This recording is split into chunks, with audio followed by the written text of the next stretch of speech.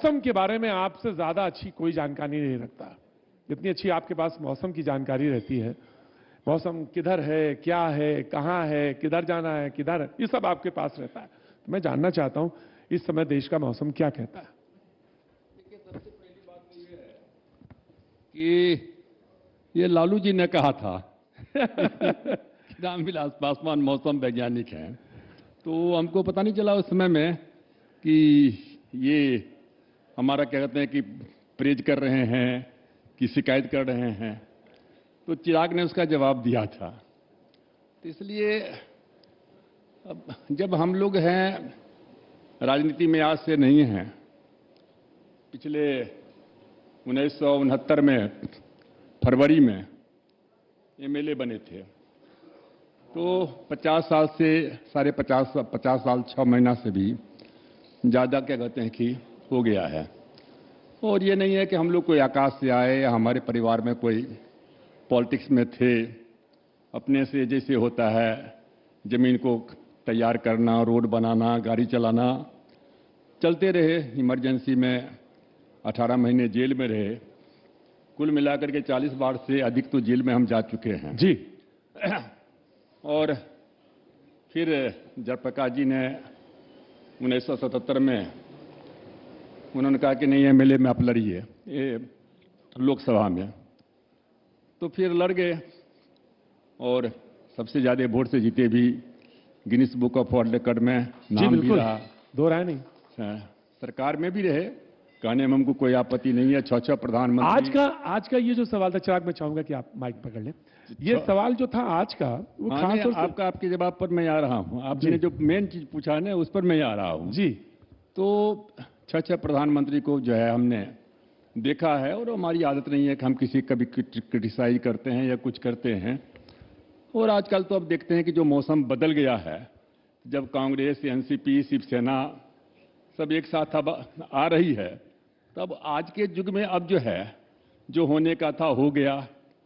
राम जन्मभूमि का मामला, बाबरी मस्जिद का मामला तय हो गया, 370 तय हो गया।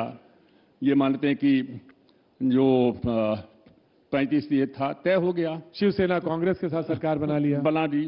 तो इसलिए अब जो मेन मुद्दा जो है, अब ये सब चीज को खत्म हो गया। और इसलिए मैंने पार्लियामेंट में उस दिन कहा कि देखो, अब कुछ जो है न कम्युनलिज्म का मामला है, न सेकुलरिज्म का मामला है। रिजर्वेशन भी था तो पहले शेड्यूल कास्ट का था, अनुसूचित जाति जनजाति का, पिछड़ी जाति को गुस्सा होता था। फिर मंडल कमीशन लागू हो गया और फिर ऊंची जाति को गुस्सा होता था। संजोग से क्या कहते हैं कि फिर हम लोगों ने प्रयास किया, ऊंची जाति को भी 10% मिल गया, तो वो भी मामला खत्म हो गया। और सबसे अच्छी बात हुई है इस देश में कि बीपी सिंह ऊंची जाति के थे और उन्होंने पिछड़ी जाति को रिजर्वेशन दिया जी।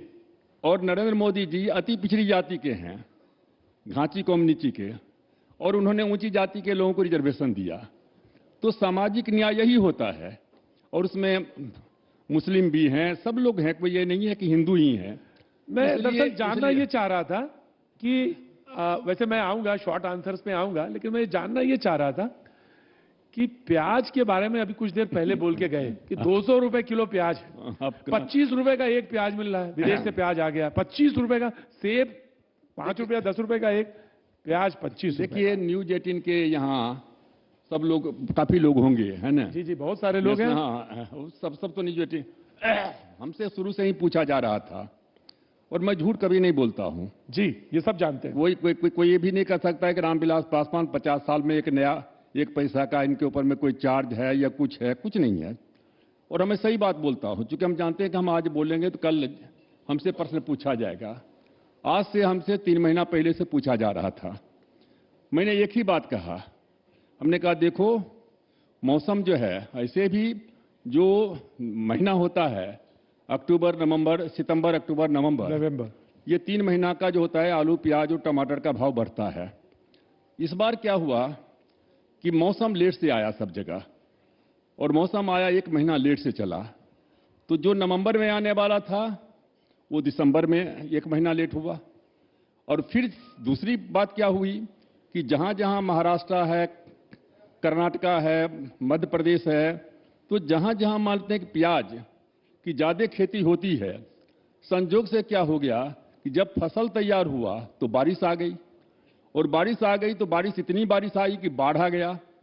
तो एक जो है उसमें क्या कहते हैं कि फसल चला गया, और दूसरा यातायात में क्या कहते हैं कि जो है ट्रांसपोर्टेशन में हुआ। एक मिनट। तो अब उसके बाद जो है ये क्या कहते हैं कि 26% जो प्रोडक्शन होना था वो कम हो गया, रकबा कम हो गया। हम लोगों को जब हम लोगों ने देखा तो हमने क्या किया कि 57,000 टन प्याज जो है हमने बफर स्टॉक में रखा, और हमने हर राज्य से कहा कि 16 रुपए किलो प्याज आप ले लो, जिसको जितना लेना है। दिल्ली सरकार को भी कहा, दिल्ली सरकार ने कहा हमको 5 ट्रक प्रतिदिन दीजिए, हमने कहा ले लो। हर गवर्नमेंट को, और त्रिपुरा की सरकार ने कहा, जो कहा। लेकिन क्या हुआ कि राज्य सरकार ने नहीं लिया, कम लिया। 57,000 में 26,000 केवल डिस्ट्रीब्यूट हुआ, और बकिए क्या कहते हैं सब प्याज क्या कहते हैं खराब हो गया। अब उसके बाद तो हमसे प्रेस वालों ने जब पूछा तो हमने कहा देखो ये सिचुएशन है, मैं नहीं कह सकता हूं है ना कि हम इतना ही कोशिश करेंगे कि हमारे सामने में क्या है। जब देश में प्याज नहीं है, विदेश से मंगाएंगे। अब विदेश में 3-4 स्टेट हैं, कम कंट्री हैं, अफगानिस्तान है, मिस्र है, इजिप्ट, ये है क्या कहते हैं 3-4 है, वहां भी कम है। एक बार यदि हम कह देंगे कि 5 लाख टन प्याज मंगा रहे हैं तो उनका दाम जो 2 रुपये है वहां, वो 6 रुपये में बढ़ा लेगा। चिराग जी, सवाल ये है कि ये प्याज बड़ा रुलाता है, चुनाव भी हराता है, और ये जिस भाव में है उस भाव में तो कुछ भी खेल कर सकता है। अध्यक्ष हैं आप। ये देखिए, इसका विभाग के मंत्री यहाँ पे खुद मौजूद हैं, और मुझे लगता है उनसे बेहतर जवाब इस पे और कोई नहीं दे सकता। बट हाँ, पार्टी का अध्यक्ष होने के नाते मेरी भी चिंताएं हैं इस बात को लेकर कि दाम कंट्रोल में आने चाहिए, नियंत्रण में आने चाहिए। और मेरा विश्वास है कि जिस तरीके से, और ये अभी पूरे आंकड़े जब सामने बताएंगे तो ये स्पष्ट हो जाएगा कि किस तरीके से, कारण क्या रहा इसके बढ़ने का। मैं भी एक आम नागरिक की तरह इनसे मैं समझता ही हूँ कि क्या कारण रहे और क्या प्रिकॉशंस लिए जा सकते हैं आने वाले समय में, ताकि इस तरीके से और ज़्यादा इन्फ्लेमेट नहीं हो। पर उम्मीद करता हूँ, विश्वास करता हूँ कि जल्द कंट्रोल में आएंगे। उचित रख रखाव के एक कारण भी रहा। हाँ, असल में दिक्कत क्या है ना कि हमारे पास में जो चावल है, गेहूं है, उसका लाइफ 1.5 साल 2 साल तक है, लेकिन प्याज का लाइफ जो है वो 2 महीना के बाद से खराब होना शुरू हो जाता है जी। अब हमसे प्रेस वालों ने पूछा था तो मैंने उनको कहा था, हमने टाइम बाउंड कर दिया था कि देखो हमारे यहाँ विदेश से प्याज 15 तारीख से शुरू हो गया आना, 15-12 को जी आ गया महाराष्ट्र में, और क्या कहते हैं कि जो है दिल्ली में भी क्या कहते हैं पहुंचने वाला होगा। फिर 21 को आएगा, 22 को आएगा, 23 को आएगा, 26 को आएगा, 28 को, ये सब विदेश से तो आ रहा है। लेकिन क्या है, हम लोगों ने क्या किया कि एक्सपोर्ट को बंद कर दिया, इंपोर्ट को रिलैक्स कर दिया। अपने हर एम्बेसडर को कहा जहां जहां है कि आप प्राइवेट वालों को भी जो है फैसिलिटी क्या कहते हैं कि देने का क्या कहते हैं काम करो। तो हमने कहा गवर्नमेंट के हाथ में जितना था हम कर रहे हैं। और हम लोग तो मान लेते क्या, हम लोग तो नारा लगाते थे कि महंगाई को जो नहीं रोके वो सरकार निकम्मी है, जो सरकार निकम्मी है वो सरकार बदलनी है। तो हम लोग तो नारा शुरू से लगाते रहे हैं। तो महंगाई, लेकिन होता क्या है कि कुछ एक चीजें होती है जो जी ये आपकी बात सुन तो रहे हैं ना?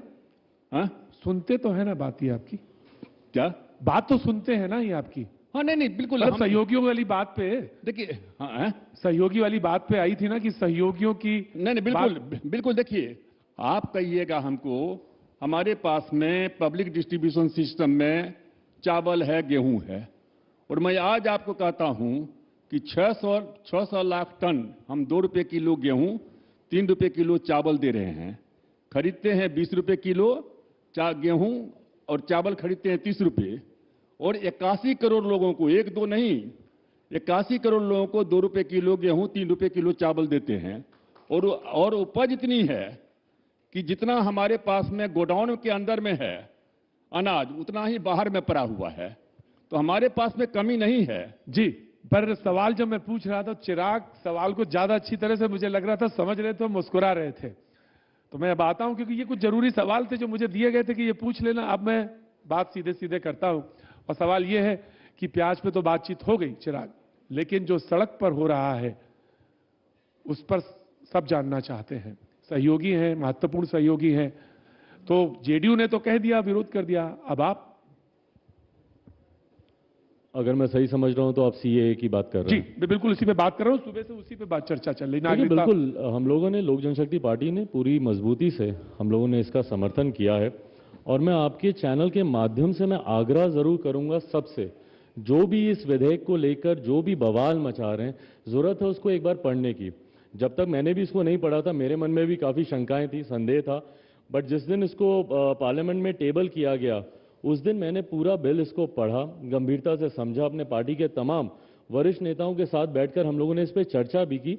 और ये बात हम लोगों की समझ में आई कि इस बिल में जो भ्रम फैलाया जा रहा है, इन जनरल ये भ्रम फैलाया जा रहा है कि भैया इससे मुसलमानों की चिंताएं बढ़ जाएंगी, इस बिल के आने से मुसलमानों की परेशानियां बढ़ जाएंगी, सिर्फ टारगेट किया जा रहा है मुसलमानों को। जबकि हकीकत ये, और ये मैं ही नहीं बोल रहा हूं, मुझे लगता है सुबह से कई बार आप भी सुन चुके होंगे, जो भी सत्ता पक्ष आ रहा है वो इसी बात को कह रहा है। और जो हकीकत भी है कि इस बिल से भारत के रहने वाले मुसलमानों का कुछ लेना देना नहीं है, जो कि हकीकत भी है। ये ऐसे 3 देशों के आए हुए शरणार्थियों को नागरिकता देने की बात हो रही है जो वहां पर अल्पसंख्यक हैं। और ये जिन 3 देशों की बात हो रही है वहां पे मुसलमान जेडीयू ने बहुसंख्यक अलग हैं। स्टैंड लिया है, जेडीयू ने अलग स्टैंड लिया है। देखिए, मैं अपनी पार्टी की तरफ से मैं बातों को रख सकता हूं, मैं अपनी पार्टी की तरफ से रख सकता हूं। और इसमें मेरा मानना है कि जिस तरीके से इसको लाया गया, देखिए समय समय पर आपको आधार बनाना पड़ेगा। अगर आप नागरिकता दे रहे हैं और उसका रीजनेबल अगर आप उसका एक आधार नहीं बनाएंगे, तो इस हिसाब से तो फिर जितनी भी अमेरिकन कंट्रीज हैं, यूरोपियन कंट्रीज हैं, साउथ एशियन कंट्रीज हैं, सबको बोल दीजिए भारत के नागरिक बनने के लिए। समय समय पर इतिहास में भी इस तरीके के आधार बनाए गए हैं, ये भी उसी क्रम में एक आधार बनाया गया है। पर हाँ, इस पे जो भ्रम फैलाया जा रहा है ये गलत है। जिस तरीके से अराजकता और अहिंसा इसको लेकर हो रही है, ये गलत है। मैं जरूर चाहूंगा कि हर वो व्यक्ति जो इस पे प्रश्न उठा रहा है, एक बार इस बिल को पढ़े, गंभीरता से पढ़े, और जो भ्रम फैला जा रहा है उसको कम से कम रोका जाए। मैं दरखास्त करूंगा कि 2 प्ले कार्ड्स लेके अगर आ जाएं तो बहुत बेहतर होगा, और यस और नो में सवाल के जवाब होंगे आगे से। तो मैं चाहता हूं कि आप दोनों को 2 प्ले कार्ड दिए जाएंगे, और जो सवाल को आपको लगता है यस, तो उस पर यस कह दीजिएगा, जिस पे लगता है नो। यही होता है, सीधा यस और नो में बोल। हाँ हाँ, मतलब आपकी राय हो, आपकी ओपिनियन। जी, आपको अगर मेरे सवाल को लगता है कि ये हाँ सही है, और अगर मैं आप ये ले लीजिए। हाँ हाँ, तो अच्छा, हाँ बस बस बस। पहला सवाल मैं चिराग आपसे पूछता हूं, वही सवाल आपके पास भी, अगर आप उस पर क्या करेंगे। शरणार्थियों का धर्म देखा जाना चाहिए, जो शरणार्थी आ रहे हैं, क्या उनका धर्म? देखिए, यही बात मैं कह रहा हूं, कुछ ऐसे सवाल होते हैं जिनका यस और नो में जवाब नहीं दिया जाता। यस और नो, कुछ ऐसे सवाल होते हैं। देखिए, ये इस बार जो आधार बनाया गया है, डेफिनेटली यस, ये धर्म के आधार पर ही बनाया गया है। और ये कहकर बनाया गया है कि जो धार्मिक उत्पीड़न के शिकार हैं, वैसे अल्पसंख्यक जो बहुसंख्यक देश से आ रहे हैं, वहां के जो अल्पसंख्यक हैं, उनको धार्मिक उत्पीड़न का ही इसमें आधार बनाया गया। यस और नो? हमने कहा कि इसमें जो चिराग ने कहा वो बिल्कुल ठीक है। एक होता है शरणार्थी, एक होता है घुसपैठी। तो जो शरणार्थी हैं उसमें मानते हैं कि ठीक है, जो 3 कंट्रीज हैं, बांग्लादेश है, पाकिस्तान है, अफगानिस्तान है, यहाँ मुस्लिम कंट्री देश है। तो कोई आदमी कहे कि भारत में हिंदू का प्रताड़न होता है तो कोई नहीं बाहर में मानेगा। उसी तरीके से मुस्लिम कंट्री में मुसलमान का प्रताड़न होगा, ये भी कोई नहीं मानता है। लेकिन उसके बावजूद भी हाउस में जो है होम मिनिस्टर ने कहा है कि हमने जो है, ये देखिए 2 है, एक एनआरसी है और एक सीएए है, दोनों में अंतर है। बिल्कुल, ये जो अभी जो बिल आया है, ये नागरिकता छीनने का नहीं है, देने का है, नागरिकता देने का है। इस प्रश्न जो प्रश्नोत्तर है उसमें यह है कि एक्सप्लेनेशन बहुत मिनिमम है, और यस और नो पे चलेंगे तो बहुत अच्छा लगेगा। दूसरा सवाल ये, भारत एक हिंदू राष्ट्र है? No no no. देश में रोजगार संकट है? Yes yes. अच्छा, अगर पिता पुत्र अलग अलग हो जाए तो तालियां बजा दीजिएगा। इसका मतलब बहुत अच्छी बात है। देश में आरक्षण पर बहस होनी चाहिए?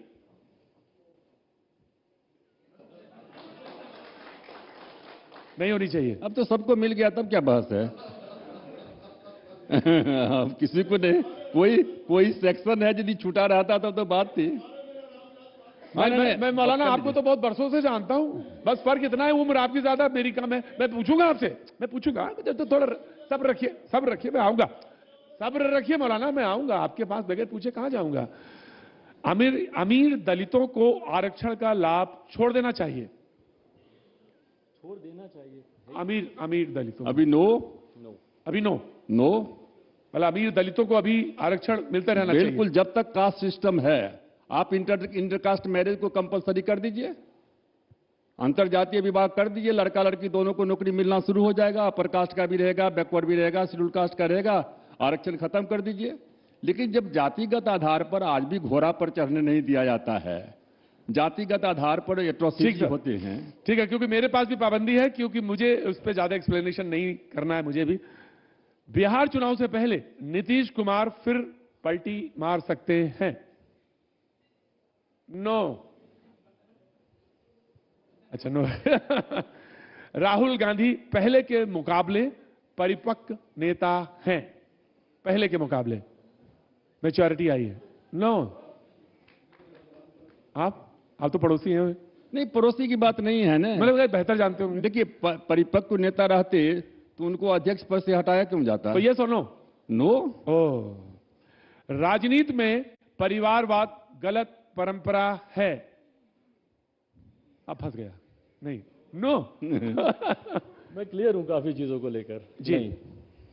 एक्सप्लेनेशन मांगे मैं वो भी दे दूंगा, पर आपने कहा कि शॉर्ट में रखना। ठीक, आप सर ये सुनो, परिवार नहीं, हम तो कर रहे हैं तो क्यों कहेंगे यस? चिराग पासवान बिहार के मुख्यमंत्री बन सकते हैं? चिराग नहीं बोलेंगे, हम बोलेंगे।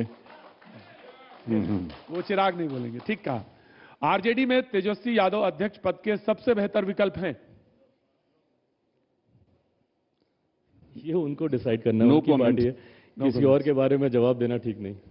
अच्छा चलिए, इस पे तो सब बता देंगे, इस बार तो चिराग बताएंगे। रामविलास पासवान हमेशा एनडीए के साथ रहेंगे?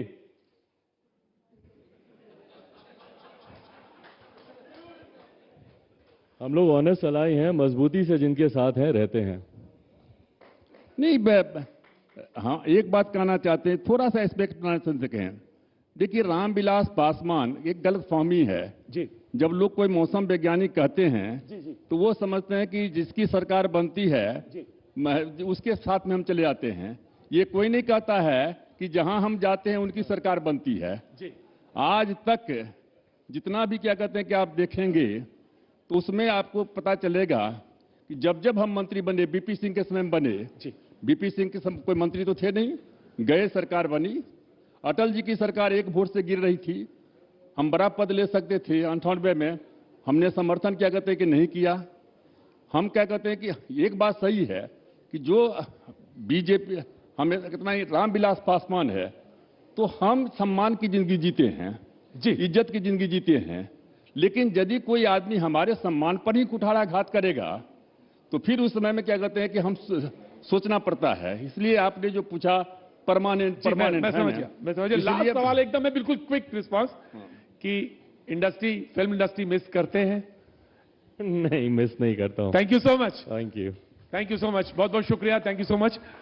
शुक्रिया प्रतीक, शुक्रिया हमारे